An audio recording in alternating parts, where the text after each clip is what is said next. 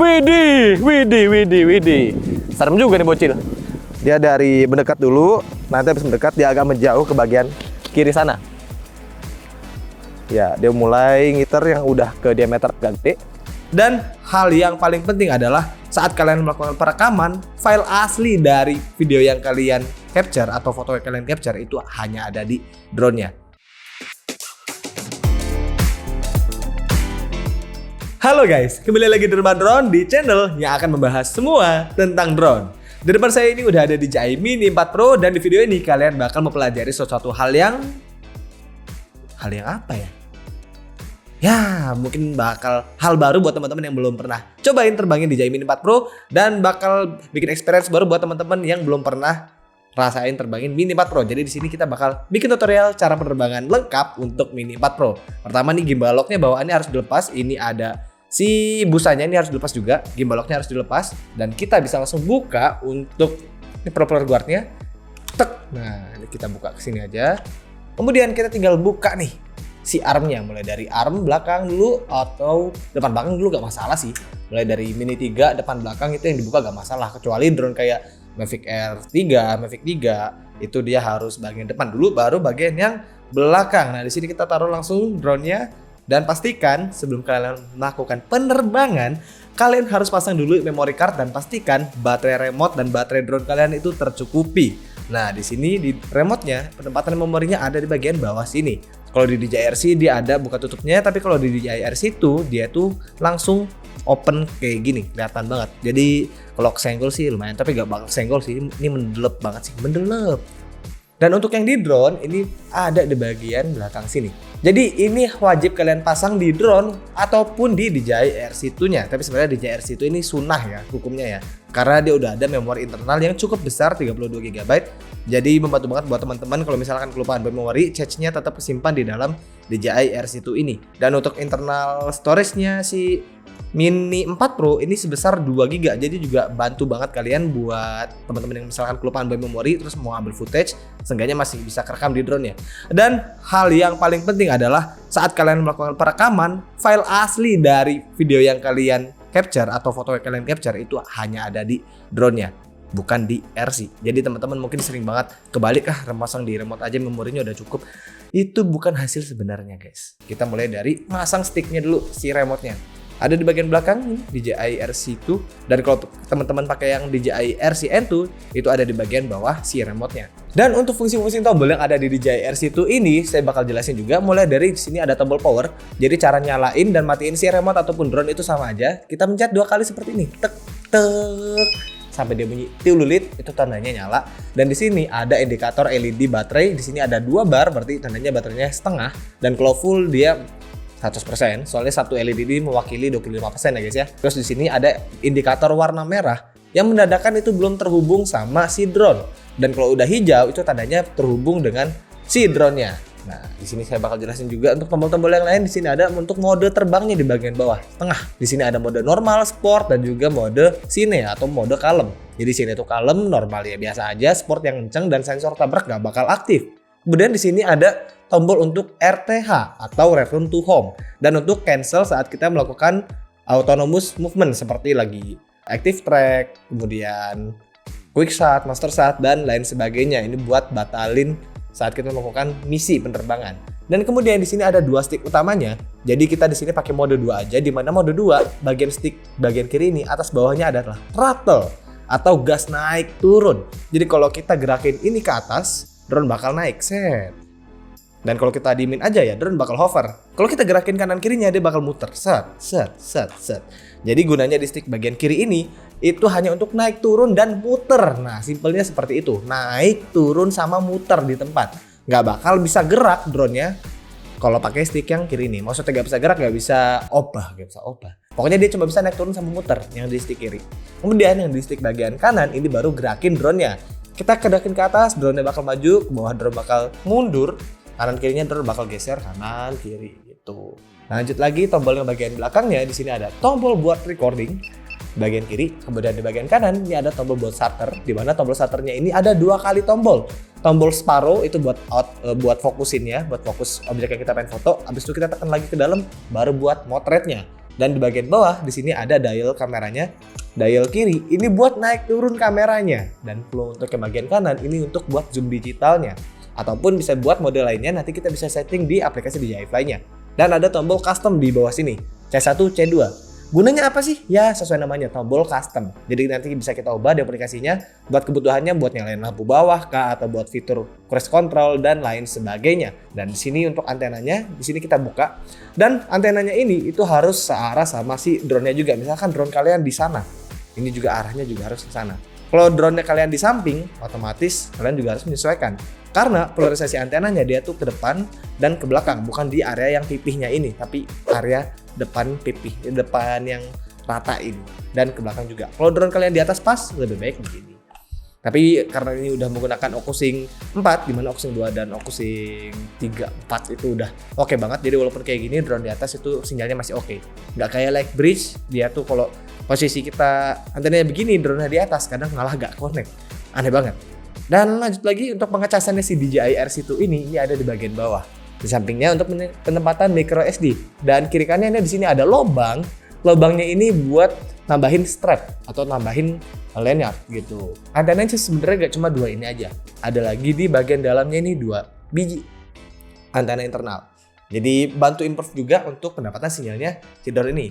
Dan kalau dari segi drone-nya, teman-teman juga harus tahu mulai dari baling-balingnya. Baling-balingnya ini kanan dan kiri berbeda, di mana ada yang clockwise dan counter clockwise. Nah, perbedaannya seperti apa? Ada bagian ada tanda segini, ada tanda-tandanya. Pokoknya kelihatan ada tandanya itu yang arah putarnya ke counter clockwise atau kebalik sama jarum jam. Tapi kalau yang nggak ada tandanya itu searah dengan jarum jam. Jadi saat kalian mau ganti propeller tuh harus pastikan baling-balingnya sesuai. Kalau nggak, drone-nya bisa begini, blep, bisa berbalik. Soalnya yang harusnya putarannya dia bikin naik malah ngeden ke bawah gitu. Dan untuk perkenalan dari drone sendiri, depan ada vision sensor. Di sensor udah wide angle juga bisa ngedeteksi full 360. Kemudian di bagian depan ada gimbal. Ini gimbalnya yang mirip kayak Mini 3. Kemudian ada vision sensor di bagian bawah. Tujuannya buat mengetahui objek yang ada di bawah drone-nya, sehingga dia saat belum ada GPS terbangnya bisa stabil. Dan ada auxiliary LED, ini juga bakal bisa membantu saat landing di malam hari atau landing di tempat gelap, di mana sensor ini bakalan bisa ngebaca jadinya karena dibantu sama auxiliary LED-nya ini. Kemudian ada infrared sensor yang dibuat mengetahui ketinggian saat mau landing. Jadi lebih presisi juga karena dia real time, langsung nggak pakai sensor barometer yang ada di dalam drone-nya. Kemudian di bagian baterainya, di sini sama seperti Mini 3, kita pencet 2 tombol untuk narik dan kita tinggal masukin lagi. Tek. Dan buat nyalain drone-nya, ini tombolnya ada di bagian atas, tek sama kayak nyalain si remote. Tekan 2 kali, yang 2 kalinya tekan lama. Kalau udah nyala, drone-nya kita bisa taruh di bagian bawah. Dan kita langsung aja mempelajari hal apa aja yang ada di user interface-nya DJI Fly ini sebelum kita melakukan penerbangan di luar. Nah, kita mulai aja, saya mulai recording dulu. Dan sekarang untuk aplikasinya, nih kita coba back dulu. Awalnya kalian bakal masuk ke menu GoFly ini setelah si drone dan remote ini connect. Dan kalau misalnya teman-teman pakai RC-N2 itu harus connectin dulu ke smartphone kalian sampai dia itu si remote-nya connect sama HP kalian dan udah masuk ke menu GoFly ini juga udah ada notice GoFly-nya. Tinggal kita pencet masuk. Kemudian di bagian kiri atas ini ada mode terbangnya. Kalau misalkan di mode terbang normal ya dia N mode. Kalau kita geser ke C, dia bakal masuk ke C mode. Kita geser ke S, dia bakal masuk ke sport mode. Biasanya di notice. Nah, ini ada notice-nya. Sensor tabraknya gak bakal tersedia kalau misalkan kita di mode sport. Kemudian kita pencet lagi, ini ada notice utamanya. Ada notifikasi ada notifikasi awal di mana saat drone itu ada masalah sebelum terbang, di sini bakal dikasih tahu. Di sini di notice drone ini nggak terbang, jadi sensor tabraknya dinonaktifkan ya. Memang bagusnya seperti itu biar si prosesornya agak bekerja penuh. Kemudian GPS-nya signal, soalnya memang kita di dalam ruangan. Jadi ini notice yang nggak terlalu penting banget. Oh, ada home point-nya. Ya sama kayak Mini 3 Pro dan drone DJI lainnya punya 3 GNSS, dia kalau di dalam ruangan mantap banget. Sinyal GPS-nya tetap ada. Dan lanjut lagi untuk flight altitude-nya, di sini kita harus menyesuaikan regulasi di Indonesia, regulasi lokal di 120 meter, dan jarak terbangnya ini kita set no limit atau tanpa batas. Seenggaknya masih connect. Yang penting selama masih connect itu gak masalah. Kalau dia lost sinyal kan dia juga bakal balik. Dan di sini ada yang ketinggalan sedikit, RTH altitude. Nah, di sini harus disesuaikan dengan lokasi terbang kalian. Misalkan kalian terbang itu ada objek tertinggi, misalkan tower. Anggaplah tower itu tingginya 50 meter. Kalau kalian ragu, kalian bisa terbangin drone-nya dan kalian bisa setarain drone kalian sama objek tersebut dan baru ketahuan tingginya. Habis itu kita set ini lebih tinggi daripada objek tersebut. Misalkan tower itu 50 meter, kita set di sini 60 meter biar lebih safety saat balik RTH. Dan kita bisa juga format memorinya di drone-nya ini. Kita format Oke. Dan lanjut lagi di sini ada notice storage full. Di sini juga kita bisa main untuk memori internalnya, nanti kita bisa set di menu selanjutnya. Di sini ada persentase baterai, di sini kita bisa lihat berapa menit atau estimasi waktu untuk drone itu RTH atau force landing ataupun baterai sampai habis beneran. Nantinya juga di bagian kanan ini bakal ada estimasi waktu terbangnya juga yang aman buat si drone-nya. Dan kemudian di sebelahnya ada sinyal RC-nya yang terhubung sama si drone. Kalau putih semua berarti sinyalnya bagus banget. Dan di sini sensor tabraknya semuanya merah. Dan kalau misalnya kalian terbang di malam hari, walaupun udah terbang, dia pasti bakal merah juga karena dia gak bakal aktif saat malam hari atau saat cahaya kurang. Karena dia pakai vision sensor. Kemudian GPS-nya di sini di notice, ini ada 16 satelit, 17 satelit. Ini karena di dalam ruangan dia gak bisa stabil satelitnya dan juga dia pasti akurasinya errornya jauh. Dan kemudian menu utamanya, menu settingan yang detail, ini ada di bagian pojok kanan atas. Dan di sini kita bisa aktifin mode obstacle avoidance-nya, kita lebih baik di break aja. Kenapa gak di bypass? Kalau di bypass saat kita gerakin drone-nya dan ada objek yang menghalangi, drone ini bakal geser sendiri dan biasanya bakal bikin pemula itu kaget karena drone-nya gerak sendiri. Jadi lebih baik kalau ada objek yang menghalangi, drone itu bakal ngerem. Dan di sini display radar map, jadi kalau misalkan ada objek dia bakal kelihatan ada objek-objeknya di bagian depan, belakang atau kiri kanan.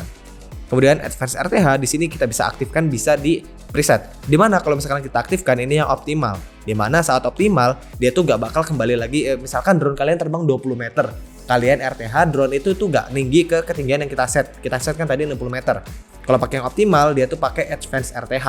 Dimana dia bakal langsung balik dengan mengandalkan si vision sensornya ini untuk menghindari objek-objek. Dan kemudian kalau misalkan di preset, dia baru bakal meninggi dulu ke 60 meter. Kalau drone kalian tingginya di bawah 60 meter, kalau drone kalian tingginya di atas 60 meter, dia bakal balik ke ketinggian tersebut. Dan di sini ada update home point, di mana update home point ini bakal ngatur rumahnya lagi buat si drone-nya. Misalkan kalian take off di tempat sini dan kalian mau pindah untuk tempat landingnya di sana secara otomatis. Jadi kalian bisa terbangin dulu drone-nya, terbangin ke arah home point yang baru. Nanti kalian bisa pencet update home point. Dan di sini ada AR settingnya, ini sama kayak fiturnya di Mavic 3, R3. Nah di sini bisa di showing untuk AR home point-nya, jadi kelihatan logo H-nya itu nanti ada di mana. Kemudian ada AR to home rute, jadi kelihatan ada hijau-hijau garis buat rute baliknya dia, dan juga ada aircraft shadow saat drone itu mau landing. Nanti bakal kita coba di luar. Dan di maximum altitude-nya dan di stance ini sama kayak di notifikasi awal tadi, itu kita set. Dan untuk sensornya kalau misalkan ada yang error, di notice awal juga bakal dikasih tahu dan ada notice kalibrasi juga kalau misalkan emang error. Tapi kalau gak ada notif error sama sekali di bagian kompas atau IMU itu gak usah dikalibrasi, gak masalah. Dan kemudian di baterai infonya di sini kita bisa pencet dan bisa kelihatan berapa kali sih baterainya ini dilakukan pengecasan dan juga berapa sih seimbangnya voltase satu sama lain. Karena baterai Mini 3 ini menggunakan 2 sel baterai, dia bakal nunjukin 2 sel baterai di sini. Satunya 3,68, satunya 3,67. Gak masalah, cuma beda 0,01 itu aman. Yang paling amannya lagi kalau misalkan deviasinya atau perbedaannya itu 0,07. Kalau lebih dari 0,07 kalian harus hati-hati dengan baterai tersebut. Dan di auxiliary LED-nya kita bisa atur auto, on ataupun off. Dimana kalau auto ini dia bakalan aktif sendiri kalau cahayanya tuh gelap saat mau landing. Dan kalau on dia bakal nyala terus. Tapi kalau dia udah terbang, karena dia belum terbang dia belum nyala. Dan kalau kita offin dia bakal mati terus. Ini kita auto dulu. Dan karena drone ini gak punya kipas, drone ini udah mulai overheat karena kita terlalu nyala lamain di bawah. Jadi kita perlu bantuan kipas.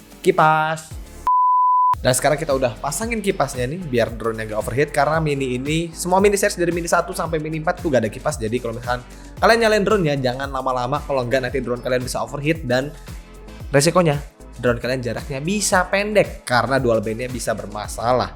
Dan di sini langsung aja ada unlock geozone. Nah, di sini kalau misalkan kalian terbang di area terlarang, kalian bisa request di websitenya DJI. Jadi di sini ada go to DJI official website, support fly safe dan request unlock. Dan langsung bakalan ada license yang dibuat kalau misalkan kalian udah buat unlock geozone-nya di website DJI. Kemudian di sini ada Find My Drone. ini amit-amit kalau bisa jangan digunain. Ini kalau misalkan drone kalian hilang, dia bakal ngelacak atau bakal ngerekam lokasi terakhir atau koordinat terakhir si drone kalian. Kemudian di bawahnya ada advanced safety setting, dimana kalau di sinyal loss di sini dia bakal RTH. Dia juga bisa kita setting saat loss sinyal dia turun, dan dia juga bisa kita setting saat loss sinyal dia itu terbang hover. Kemudian emergency propeller stop, emergency only, dimana kalau emergency only ini kalau drone-nya itu memang udah kebalik. Dan ada lagi anytime, dimana kalau anytime ini saat kita gerakin sticknya langsung ke dalam, dia langsung bakal mati. Jadi lebih baik emergency only saat drone itu memang lagi kebalik atau lagi crash. Biasanya kalau crash soalnya dia masih muter. Untuk cara matiin baling-balingnya kita langsung pencet gerakin arah sticknya ke arah seperti ini, ke dalam ataupun keluar. Dan lanjut lagi ke menu kontrol. Di menu kontrol kita unitnya di sini jangan pakai metrik yang meter, kita pakai metrik yang kilometer. Biar satuan speed kita itu kilometer per jam, bukan meter per second. Kalau Imperial kita pakai mil per jam. Dan di sini ada subject scanning, di mana subject scanning ini dia bakal bisa ngakses untuk objek-objek yang langsung, tapi ini saat drone-nya tuh terbang aja. Jadi kita nggak bisa aktifin kalau drone ini nggak take off. Nanti kita bakal tes di luar. Focus track setting di sini juga kita bisa set. Di sini bisa kita set untuk orang ataupun untuk kendaraan. Jadi kalau misalnya untuk orang, di sini kita bisa set inner diameternya itu radiusnya berapa meter dan outernya berapa meter. Dan tinggi innernya ini juga bisa kita set semuanya.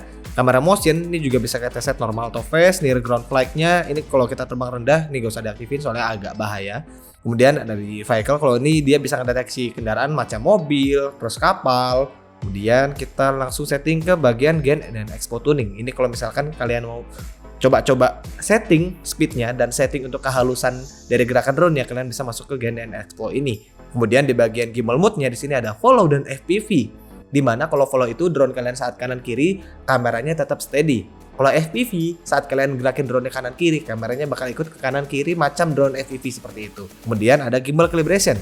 Kalau gimbal calibration ini hanya kalian gunakan saat kalian rasa gimbal kalian itu tidak center. Di sini grid lens saya aktifkan biar kelihatan kalau gimbal kita itu center apa enggak, dan juga membantu untuk memfokuskan kita saat melakukan syuting video ataupun foto agar objeknya tetap di roll of third atau di bagian tengah kamera ini. Seperti tengah-tengah ini, tengah kotak itu adalah objek yang harus kita shoot biar gak melenceng. Nah, kemudian stick mode-nya di sini kita bisa pilih sebenarnya mode 1, 2, 3 ataupun custom.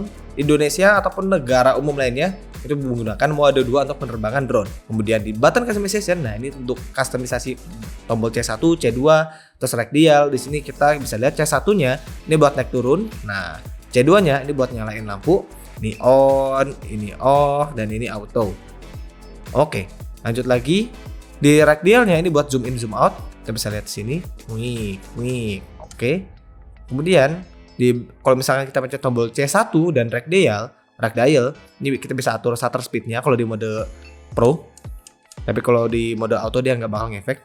Nah, kita bisa atur shutter speednya. Tung. Kalau kita pencet C2, ini atur untuk ISO-nya. Oke.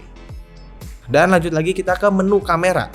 Kalau misalkan kita lagi di mode video, dia bakal langsung masuk ke mode settingan untuk videonya. Di sini format untuk videonya dia MP4 dan colornya kita bisa pilih normal, HLG ataupun D-Log. Jadi di sini saya bakal jelasin dikit. Kalau normal dia warnanya udah natural tapi colornya dia tuh 8-bit. Kalau HLG dan D-Log colornya udah 10-bit. Dimana HLG ini kontras dan exposure-nya lebih diangkat dan sedangkan D-Log M ini tidak. Dan warnanya bisa lebih didapat dan bisa di otak-atik lagi kalau kita pakai D-Log. Kalau HLG udah sedikit ke warna dikit.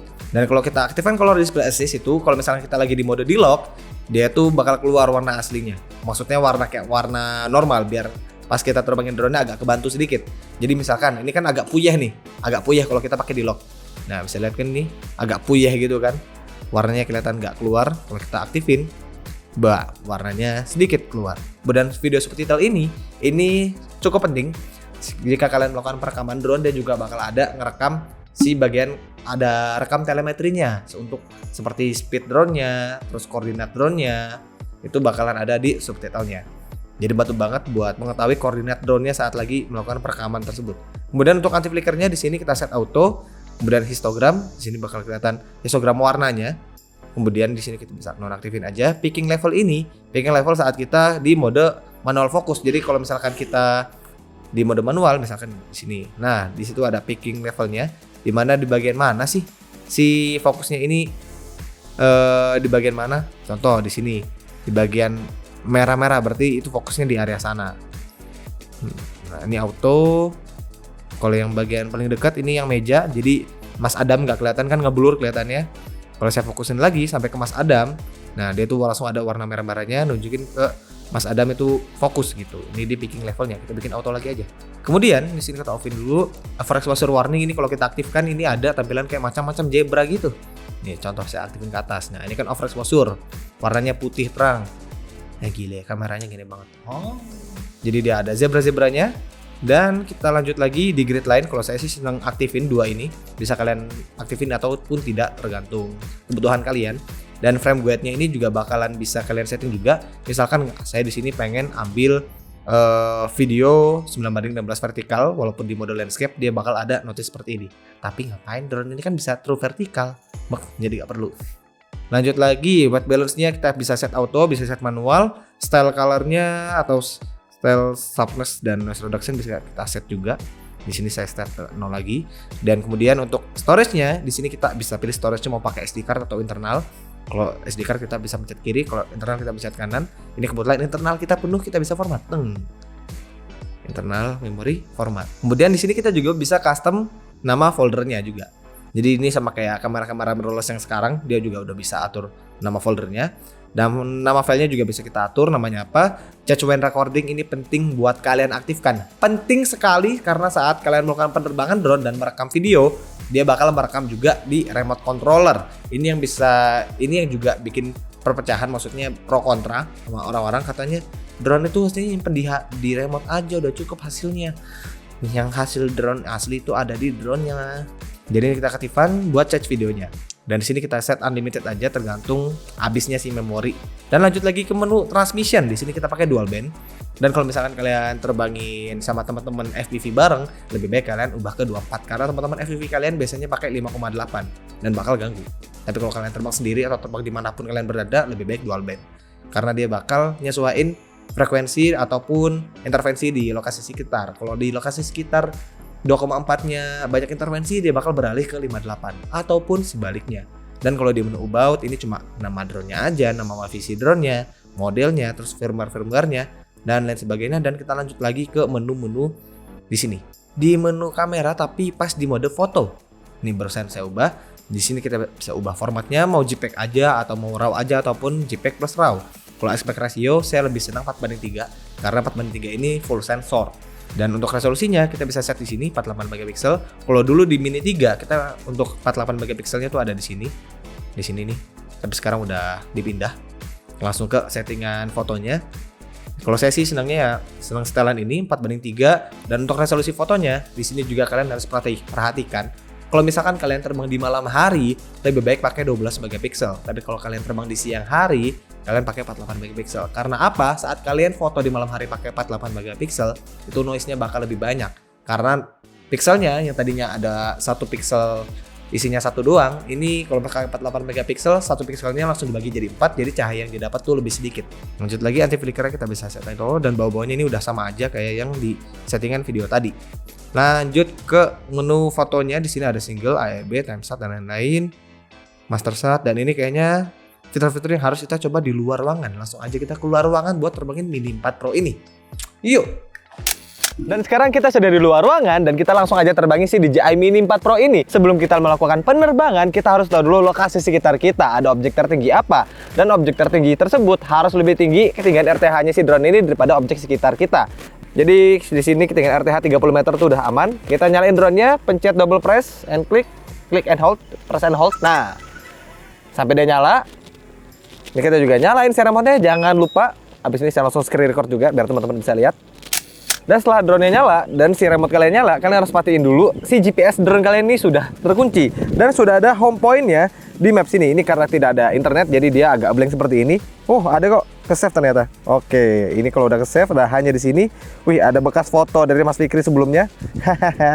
Oke, di sini kita lihat kompasnya juga udah jalan. GPS-nya udah ada 32 satelit dan langsung aja kita take off. Cara take off-nya ada 3 cara sebenarnya. 2 stick ini masuk ke dalam. Seret. Nah, di sini ada notif, kita download again aja. Coba kita lagi. Nah, ini untuk nyalain mesinnya. Dan kalau misalnya kita mau matiin mesinnya, kita tinggal full down throttle ke bawah. dan juga bisa ke arah luar. Trek. Itu sama-sama buat nyalain mesin. Tapi ini belum bisa terbang. Kalau kita gini-giniin bakal jatuh drone ya. Jadi kalau kita mau terbang, kalau di mode manual, kita tinggal arming biasa kayak tadi, dan kita tinggal gas sedikit. Seret.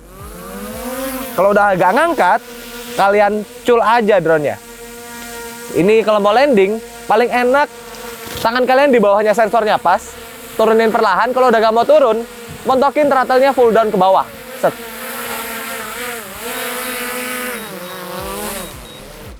Dan dia juga udah bisa mati sendiri kalau kalian full throttle down ke bawah sampai dia mati baru kalian ambil. Dan kalau untuk take off yang terakhir nih, yang ketiga, ini kita pakai fitur auto take off. Kita tekan lama, pleng, sampai hijau-hijaunya penuh. Pastiin drone itu lurus center dari kita dan kita tinggal lepas aja. Set. Dan itu cara untuk take off dan landing pakai tangan. Karena apa? Drone-nya mungil. Jadi kita saranin kalian take off dan landingnya di tangan aja untuk meminimalisir gimbalnya trouble. Dan kalau untuk landing auto juga bisa. Caranya kayak gini. Teng. Kita tekan landing. Tapi di sini di notice di bawahnya ini gak suitable buat landing. Jadi lebih baik memang landing tuh manual. Tet.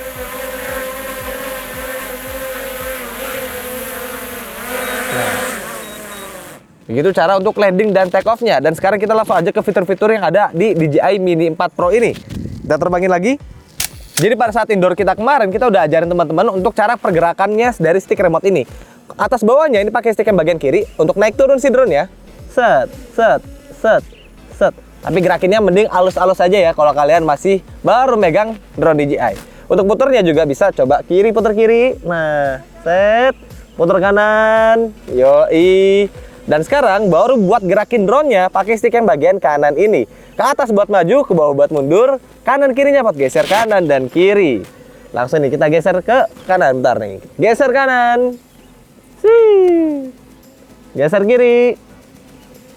Maju ke depan. Dan mundur ke belakang. Jadi itu adalah pergerakan basic dari DJI Mini 4 Pro. Terus fitur-fitur apa aja sih yang ada di DJI Mini 4 Pro ini? Kita langsung saja pakai fitur yang paling simple. Dan saat kalian ingin melakukan active track ataupun quick start dan lain-lain, kalian sebenarnya tinggal geser aja objek di layar. Di sini udah langsung ngedetek ini human. Dan kita juga bisa ngedetek kalau itu adalah kendaraan. Misalkan nih ada motor. Coba geser dikit Mas Fikri, agak ke sana dikit bentar. Nah, di sini kita coba lihat. Nah, dia langsung ngedeteksi ini apa nih? Oh, dia nggak ngedeteksi ini objek.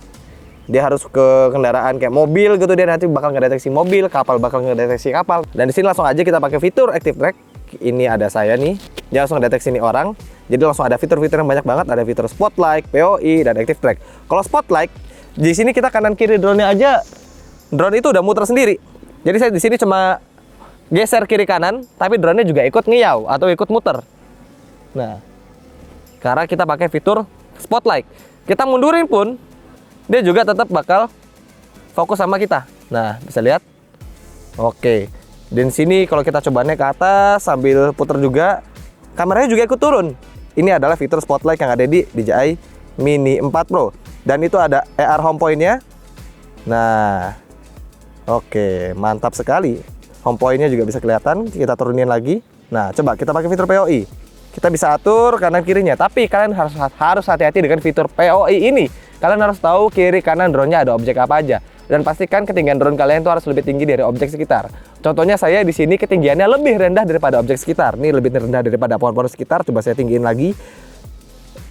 Oke, ini udah aman dan kita coba pakai POI dan kita geser ke kanan dengan agak kencang. Kita go, dia geser ke kanan secara otomatis. Ya.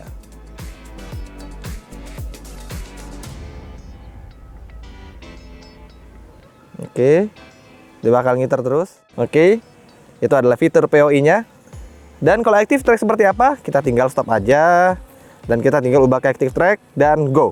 Di sini active track-nya bisa pakai active track 360. Di sini saya turunin dulu si drone-nya. Di sini saya langsung aja mau geserin si drone-nya, muterin saya ke arah dan gini. So, dia juga langsung bisa muter. Ini pakai outer semua. Pakai yang diameternya agak luar. Coba kalau kita diameter agak ke dalam. Oke, itu adalah fitur Active Track 360 yang ada pada DJI Mini 4 Pro. Coba saya jalan-jalan dulu. dia ngikutin apa enggak. Jalan-jalan santai aja. Set. Ini juga active track-nya oke banget. Di sini coba saya gitarin juga sih. Dia bakal ngiter ke arah counterclockwise. Nah. Oke, dia udah mulai ngiter. Nice banget. Dan kalau misalkan kita dari dalam, nah contoh seperti ini. Dia dari mendekat dulu, nanti habis mendekat dia agak menjauh ke bagian kiri sana. Ya, dia mulai ngiter yang udah ke diameter agak gede. Ini kalau kita pakai trace ya, kalau pakai paralel dia nyamping. Kita coba pindah ke paralel. Ke paralel dia cuma ngikut di samping doang.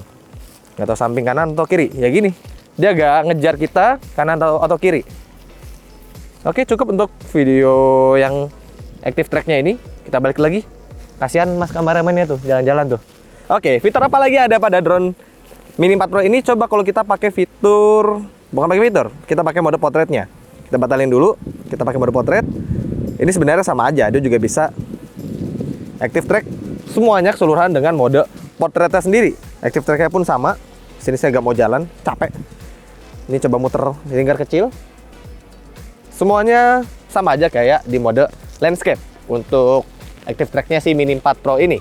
Dan sensor tabraknya udah cukup oke. Tapi nggak ada salahnya kayaknya. Kalau drone-nya kita coba nyempil ke situ. Oke, sekarang kita coba ngetes si sensor tabraknya Mini 4 Pro ini apakah bekerja dengan baik. Di sini kita nyari objek yang agak ini juga ya, yang nggak banyak daun-daun, agak kotor. Dia bakal nabrak apa enggak? Oke, gila. Dia ngindarin otomatis sendiri. Ayo, bisa ikutin gak lo? Widih. Serem juga nih bocil. Udah cukup berarti sensor tabraknya. Oke, kita balik lagi. Dan fitur-fitur lainnya adalah kita langsung coba main fitur yang Master Shot. Master Shot ini dia tuh langsung ngambil video banyak ya. Jadi macam-macam di sini. No, dia langsung bikin video jadi. Langsung aja nih objeknya objek saya aja. Coba ini langsung start. Saya sedikit percaya sama sensor tabraknya ini, cuma tetap aja kalau kalian crash gara-gara drone itu nabrak, itu termasuk human error.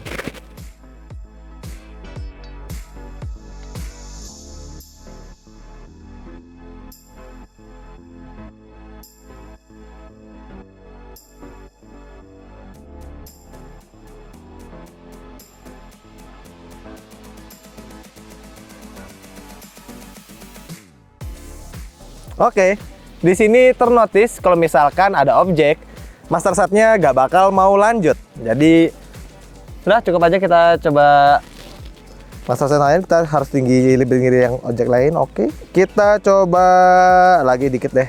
Ini Mas Adam yang jadi objeknya. Bentar, kita pakai mode ini aja, mode landscape. Nah, biar enak, agak gede dikit. Oke, go.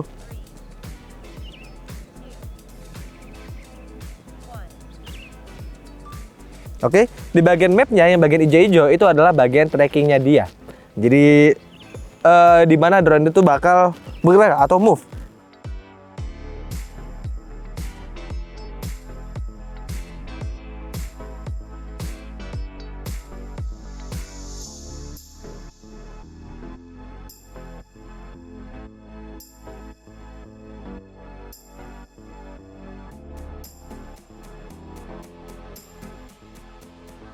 Saat drone-nya udah selesai melakukan Master Shot, dia bakal balik lagi ke titik dia atau mengambil gambar.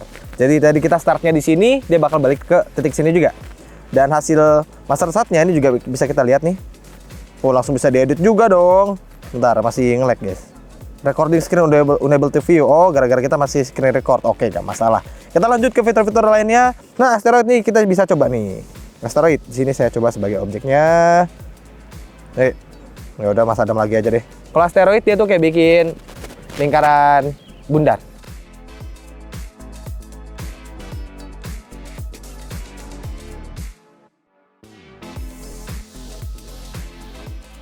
Oke, drone-nya udah selesai juga, sorry.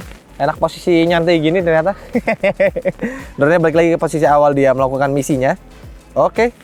Ada fitur-fitur apa lagi yang ada di sini yang agak-agak penting? Asteroid udah cukup hyperlap. Nah, ini hyperlap juga agak penting. Kita coba Lihat hyperlapse di sini, hyperlapse-nya juga banyak ya. Ada free, kalau free kita yang gerakin si drone-nya, kalau circle dia bakal ngiter. Ini ada course lock, dia cuma maju doang. Waypoint ini bisa kita atur waypointnya. Coba kita atur waypoint. Di sini kita set waypointnya. Set apa nih waypointnya? Oke, kita coba set awal waypointnya di sini. Oke, kita ambil lagi kayak gini. Coba set. Kita lurusin lagi dan kita pencet plus, dan ini seperti udah cukup, kita save. Di sini normal sequence, seleksinya 5 detik. Jadi kira-kira ini bakal makan waktu 4 menit buat bikin hyperlapse. Tapi di sini saya coba lebih cepetin aja. Kalau intervalnya 3 detik berapa nih? Makin lama, intervalnya 2 detik aja deh. 3 detik aja biar cepet ya. Cuma 2 menit kelar. Oke, kita langsung aja start. Tadi kita pakai normal sequence. Dan kita coba mulai. Oke, dia bakal masuk ke waypoint yang pertama. Dan dia juga udah auto rekam juga ya guys ya. Ini dia bakal makan waktu 2 menit 30 detik mulai dari poin yang pertama. Jadi di sini main agak kencang soalnya baterai kita sudah mulai menipis.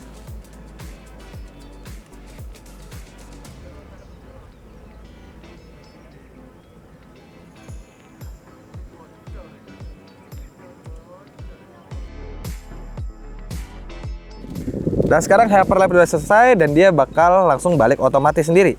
Nah, di sini karena kita set ketinggiannya di kisaran 60-an meter. Nah, ini ER-nya lucu banget. Jadi ER-nya itu seperti ini ya, guys ya. Itu kayak ada jalan kayak arus bawah laut gitu, lucu. Jadi kalau dia kameranya udah ke bawah, dia hijau-hijaunya udah hilang ER rutenya. Nah, di sini pas mau landing harusnya dia ada muncul shadow dari si drone ini sendiri. Coba kita lihat, ada shadownya gak nih? Nah, kelihatan tuh ada shadownya. Nah, di sini sekalian kita landing langsung pakai tangan aja. Sip. Tenet.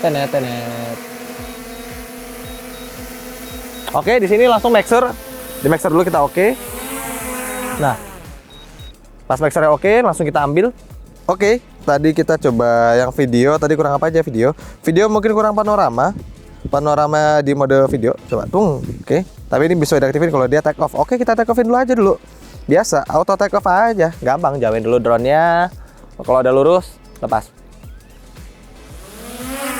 Di sini kita langsung pakai fitur panoramanya. Kita contohin satu aja, walaupun di sini ada banyak panoramanya. Ada yang spare, dia tuh 360, ada yang 180, wide angle, vertikal. Kita di sini coba yang 180 biasa aja. Coba kita cekrek. Jadi kayak sama kayak panorama di HP, ngambil fotonya tuh gini. Cuma di sini drone-nya udah gerak sendiri, jadi kita nggak perlu capek. Kita tinggal nikmatin hasilnya aja. Jadi dengan harga segini kalian bener-bener nikmatin drone yang udah full auto. Tapi sebenarnya ada drone yang murah lagi sih, yang masih worth it banget. Nanti di video selanjutnya bakal kita bahas juga tuh.